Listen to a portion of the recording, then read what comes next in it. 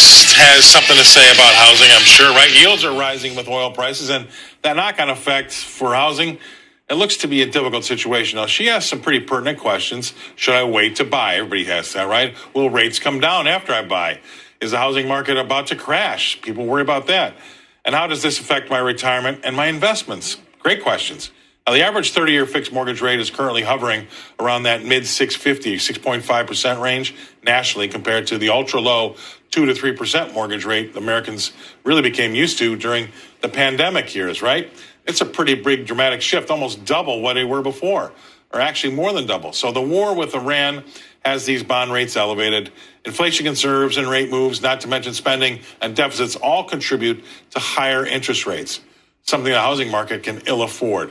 So let's bring her on for some answers to those questions. Please welcome to the show Ms. Suzanne Porske. She's the founder of Phoenix Financial Group in Tulsa, Oklahoma. Thanks for being on. We haven't really gone into the housing question as of late, but it's definitely something that's front and center because it does get affected by rates. So with what we've seen happening, now you're right, we've doubled that mortgage rate from the 2 to 3% level to 6.5% now. Where do we stand? What's happening with that market? Well, it's like perspective, because I was in the banking industry when, if you can remember, I'm aging myself, but when they were double this amount. So yes, we have those 2 and 3%. And then people think that that's going to ride out and that's going to be the new benchmark. And it's not. And as much as, 6.5%, that's tight and tough when you're used to that 2 and 3%. There is an adjustment that is needing to be made right now. And people are having to rethink on purchasing, because the average medium home right now that's being sold across the nation, not here in Oklahoma, but across the nation, average is $417,000. So at a 6.5% interest rate, you're looking at $2,100 a month. And then you've got your, taxes and insurance and stuff like that. Compared to at a 3%, that payment was like $1,700. So it's a big difference, but everybody is having to just take a step back. We're having to get more calculated. Money isn't as freely flowing as it was. I think this is a lot more common, at least, I'm 60. So we've seen the highs and the lows. It's not great, but it's not that bad. There's no market crash. I don't see that happening. We still don't have enough homes want to buy them. I think everybody is just needing to be more strategic.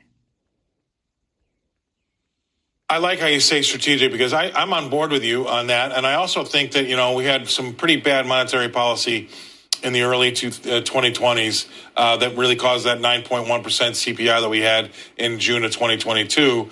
And that really blew up the asset price, right? So you're right. My first mortgage in 1992 was 7.75%. And I thought that was a great rate, right? And that's obviously a lot higher than it is today.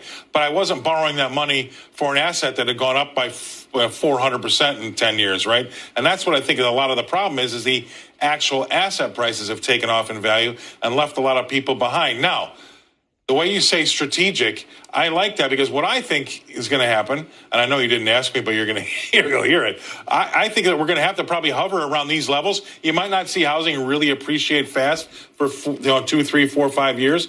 And then people will slowly but surely get used to the new asset prices and the new price of money. And that's when things start to move again. What do you think about that? I think it's great. And then you have to also look, I'm in the retirement sector now. I mean, I have grown up in this industry. So in the beginning, when I was younger, the teller, then working at the bank on the real estate side of it, much younger with younger children, it was totally different. My whole book of business was different than it is now. And now it's in retirement. So now my clients are looking for more steady income. So you're looking at those treasury yields now. You're looking at the CD rates that are much more appealing than they were when the interest rates were 2% to borrow.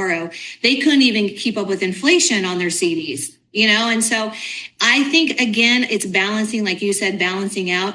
I remember at the bank, I was hooting and hollering. We got to 12%. We got down from 14%. So I don't feel it when they're complaining about 6.51 is the average today. And we are at a 2-year high right now. But come on, pull back. Let's look at the big picture here, and then let's get more strategic with how you're going to move forward. Money isn't flowing as free as it was, post-pandemic right then, during the pandemic and post-pandemic, where you could throw some money somewhere and then if it wasn't the right decision, pull back and you weren't hurt too much. Now you've got to really think about it.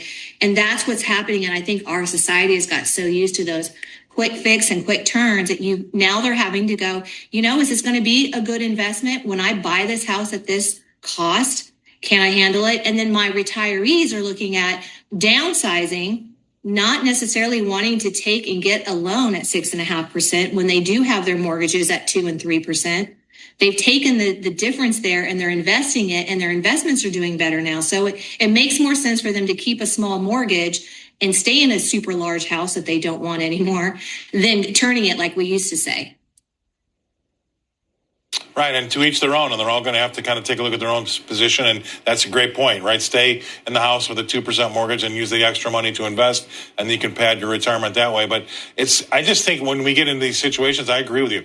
It's just going to take time, and people are going to have to get used to different prices, and that's what will ultimately happen because there is still a lot of that market left that remembers 2 to 3%, and until we get that memory gone. It's going to be a slow ride to get people back into the market borrowing at between 6 and 7%. Yes, and it's more, you're going to have to look at that budget better because it's not just the 6 and 7% as we know as homeowners. You also have your insurance, and insurance is higher than it's been. But I also don't want to sound doom and gloom because I think that people are making money more than they were back in that 2%, to be honest with you, at least what I'm seeing in the middle of the United States. They're just more conservative and the numbers aren't flying and going each way all the time now. Everything is moving a lot slower. And then we have the geopolitical going on and all that tension and all that uncertainty. Right. And then the underlying current here is that you've got a huge transfer of wealth that's starting to happen with these baby boomers. And because statistically men transition before women, they're saying there's about 34 trillion right now that people aren't paying attention to that's going into the female sector. And as females, we move slower. We're not making the deals on the golf course and going, hey, try this stock or do this. We want to know the recipe. We want to know the ingredients. We want to be certain about our decision, and then we'll make the move. And that's what people are seeing, that the results of, I guess is what I'm trying to say. So it's going to keep moving. It's not going to crash. We're not doing horrible. We're being moms. We're like, take a deep breath. It's all going to work out, and it doesn't feel good. It doesn't necessarily feel great, but discipline and like I said, there isn't enough houses out there right now, and so that's the other tension that you're seeing. We have a shortage, and then we've got people coming in. We'll take your advice, Suzanne. We're all going to take a deep breath and step back and take a look at the situation. But I appreciate you coming on. Great stuff. Thank you very much, Suzanne. We'll have you back. Suzanne Porske. She's with the Phoenix Financial Group. All right.